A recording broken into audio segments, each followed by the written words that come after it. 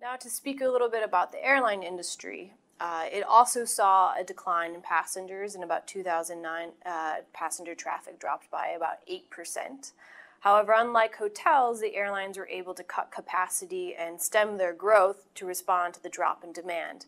So, although their revenues dropped, they were able to sort of try to meet demand with the amount of capacity, and as a result, they're in a little bit of a better position going forward. However, the second largest carrier to Las Vegas, US Airways, decided to shift its strategy and focus on its major hubs in the East Coast. As a result, it has cut back dramatically at Las Vegas, McCarran Airport, which is certainly troubling for the city, as a significant decline in capacity not only drives up fares into the city, but also means that the potential amount of visitors that could come in by air is now limited even more severely than before.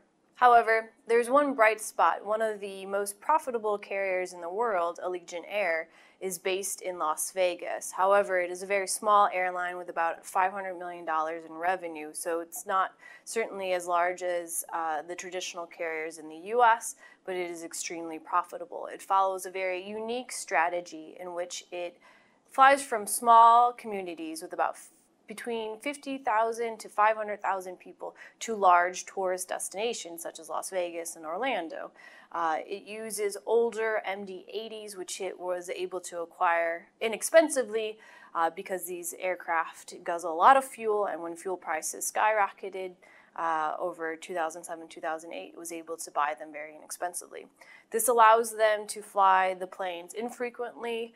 They have a lot of leeway in their schedule and obviously keeps costs down very much. They also don't have a lot of competition on these routes because many of the traditional carriers fly much larger aircraft and cannot fly the small, sort of thin routes profitably. So with the lack of competition and the low costs, this airline has been very successful and actually grew its presence in Las Vegas by about 5%, although certainly not enough to compensate for the loss of traffic from US Airways and Southwest, which are the big carriers in the city. Another key component to the airline strategy is ancillary revenues. It certainly charges for everything you could possibly think of: checking a bag, checking in online.